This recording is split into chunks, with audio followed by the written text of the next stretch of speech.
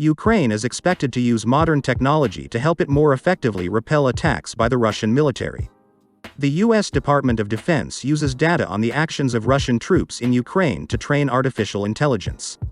The Director of Defense Research and Engineering Development announced this during the Defense One summit. According to him, the U.S. has sophisticated methods for conducting reconnaissance and collecting data on military action in Ukraine.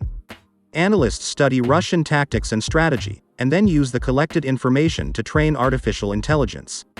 Clearview developers have created a database of billions of photos collected from Facebook, Twitter, vKontakte, and other social networks, and artificial intelligence uses these images to find people by their faces.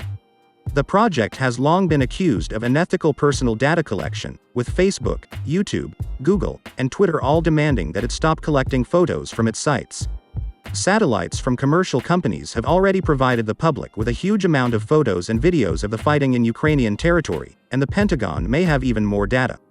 The AI Management Project Manager and Senior Fellow in the Strategic Technology Program at the Center for Strategic and International Studies added that the military's AI-based tools for finding and tracking drone footage have improved significantly since 2017 when the Pentagon first unveiled Project Maven.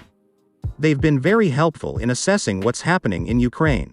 Artificial intelligence and machine learning become an increasingly effective and frequently used tool in exploration, surveillance, and reconnaissance operations. The U.S. Department of Defense and our allies are taking advantage of what has been created in the last 5 years, said the expert. The data will help the military better model and predict the behavior of adversaries such as Russia and China. It is assumed that modern technology will help Ukraine to repel Russian military attacks more effectively.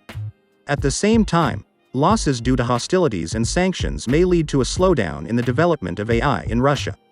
Developers have already acknowledged that the recognition system may make mistakes that cost people their lives during the war.